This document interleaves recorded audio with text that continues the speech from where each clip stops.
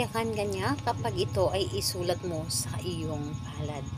Hello mga guys, kumusta kayo? Panibagong araw, panibagong video na naman tayo. And sa araw na ito ay isa na namang video ang aking ituturo sa inyo na simpleng gabay o simpleng pamamaraan na makakatulong sa atin.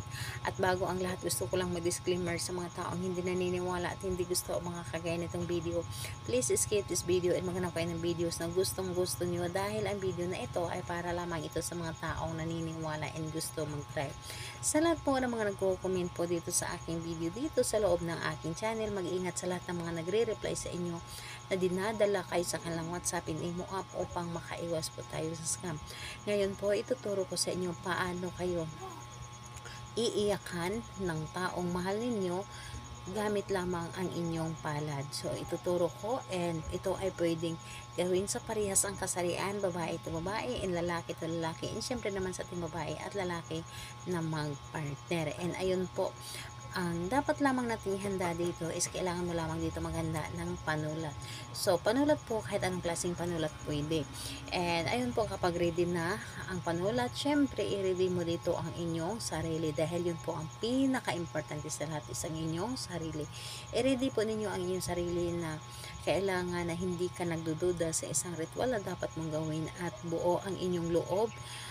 Buo po ang inyong tiwala, paniniwala sa dapat mong gawin na ritual at hindi ka nagdududa dito at hindi ka magdalawang isip sa paggawa nito. So ngayon po, kapag ready ka na, ay pwede mo na itong umpisahan. So ganito po, dito sa iyong palad, sa kahit anong saang party na iyong palad, pwedeng sa kaliwa, pwedeng sa kanan. Dito sa inyong palad, isulat po ninyo ng isang bisis lamang ang kanyang pangalan. So, isulat mo dito na isang bisis ang kanyang pangalan at kapag naisulat mo na ito ay bigyan mo ng energy. Halimbawa, irarab mo dito ang inyong palad. So, pag initin o painitin ninyo ang inyong palad and sabay sambit ng 7 bisis ng kanyang pangalan niya, apelyido, at iiyakan mo ako sa pagmamahal. Pangalan, apelyido, iiyakan mo ako sa iyong pagmamahal. Pangalan, apelyido, iiyakan mo ako sa iyong pagmamahal. 7 bisis po ito. And ayun po, iiyak siya kapag hindi kanya makita, iiyak siya kapag hindi kanya makasama o hindi kanya makausap.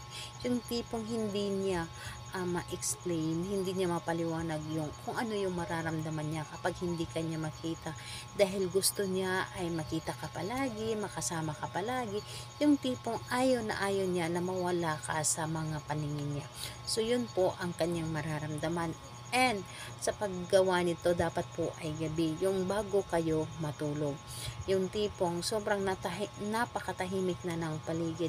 Dahil kapag yun ang gagawin ninyo, ay sobra po kayong marinig ng universe at mabilis itong mapapakinggan ng ating universe. So, sa kahit anong araw naman, pwede mo itong gawin at oras, basta gabi lamang.